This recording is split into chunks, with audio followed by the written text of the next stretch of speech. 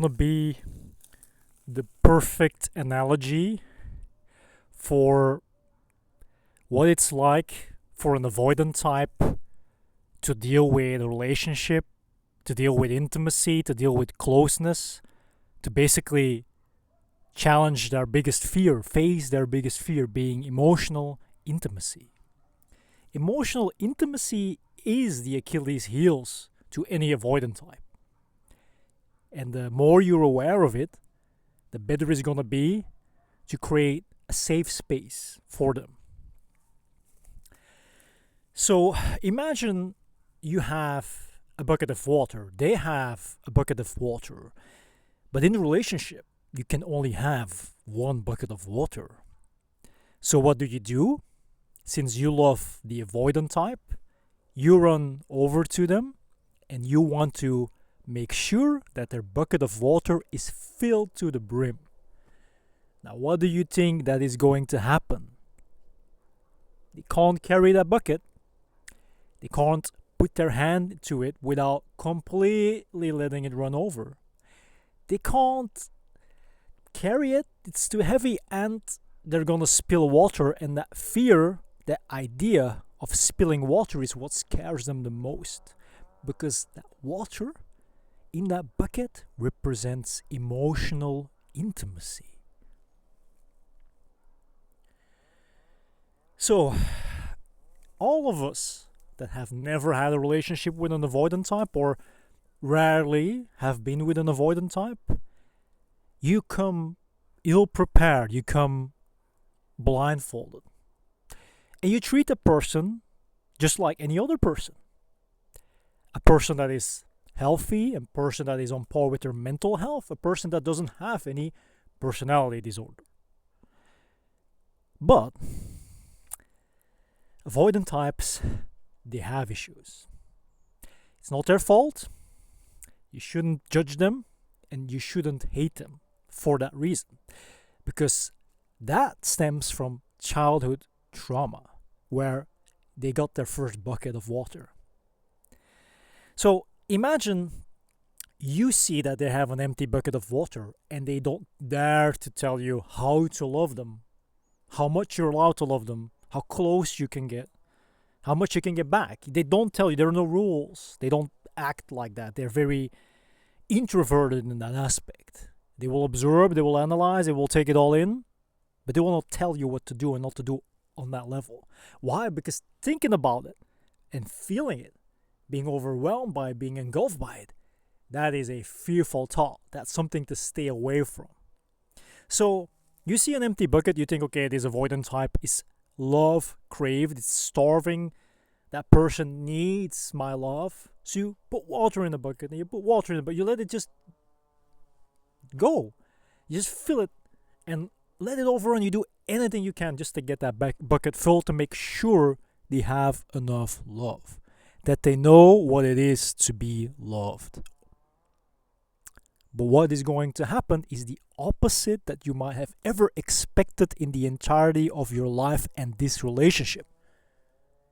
They will leave the bucket behind with you, trying to fill it as much as you can, as many times as you can, and they will run away. And the moment you realize they're not there and they left the bucket, you're confused. Because you thought they were thirsty for love. They were in need of love. Specifically, your love. Yes and no. Yes, it's about you. No, that was not the dosage they asked for. That's where their boundaries kick in. That's where trauma kicks in. That's where the avoidance kicks in. Because what are avoidant types good at? Avoiding such things. So removing oneself is the best solution, but it leaves you with a ton of questions. So after some time, you just drink that bucket yourself. You just drink it out yourself. And you're like, okay, it's their loss. It's sad, but whatever. I'll have at least a bucket to remind me of them, right? Of that person, of the avoidant type you loved. But then at some point you start questioning, why did they leave that bucket behind? I thought that's what they wanted. That's what they craved. Yes. Intimacy is important. Love is very desirable. Closeness is something they can only dream of. But the fear kicks in when it is and becomes too much. So after some time, the avoidant type is going to be like, hey, it seems like I'm missing something. The bucket. And then out of the blue, you show up with that bucket.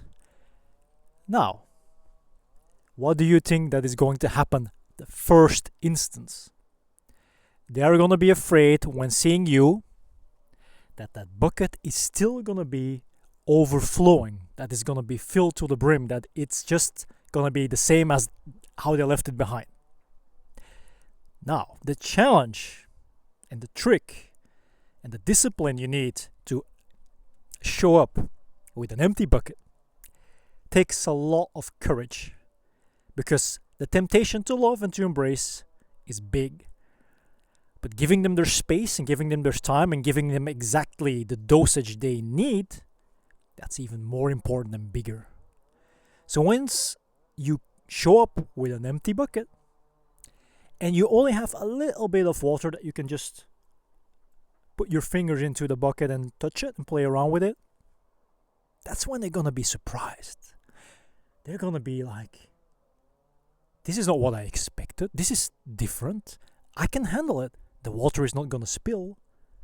It's exactly enough to drink a glass out of it, to draw a glass out of it. It's not going to spill on me. I'm not going to spill it on the ground. Nothing is going to be wasted. It's exactly the dosage that I need. How come this person knows? How did they figure it out? How is it possible they can do it like this now? Well, that's when you really learn to understand, respect, and truly love and be capable of loving an avoidant type on the level that they need. People don't like compromising because compromising means sacrificing what is essential to the ego. But for an avoidant type, it is a question of ego, but it's fear-based, because that ego is attached to that child where the emotional bandwidth is so low on its frequency that it's impossible for them to take it all in on an adult level. So you gotta feel sad for them. You gotta really show empathy, because they never learned, they never evolved, they never transformed, they never got the opportunity. Now you are that opportunity if you treat it accordingly. First things first, don't blame yourself for not knowing how to deal with an avoidant. We've all been there. I've been there multiple of times. I've seen all different levels, and I'm still learning, but I reached my peak. That's why I'm making this video. That's why I'm sharing it with you all, because it's very important, this insight. You can't buy it with money. You can't read it in a book. Maybe you can, but that's on a higher psychological, more doctoral level, medical terms and stuff like that. But this is real, raw, authentic, through own experience. So what you do is you make the mistake of giving too much, putting too much water in the bucket. Once you realize it is too much, you gotta start thinking about how much is too much and what is exactly what they need. Once you figured that out, even if you have been broken up, you can re-emerge after time, after healing, after that sense of tension and pressure has subsided. You can re-enter with safety, a little bit of water in the bucket, and no hidden agenda. You have no intentions, there are no expectations. You just appear, you keep it casual, you show the bucket, you let them observe, you let them go through the thinking process and the feeling process, you let them actually take the next step. From that moment on, it's important to let them set the pace if you truly love the avoidant. You might not get the same ecstasy as you had before, but you gotta ask yourself, is that what true love is about?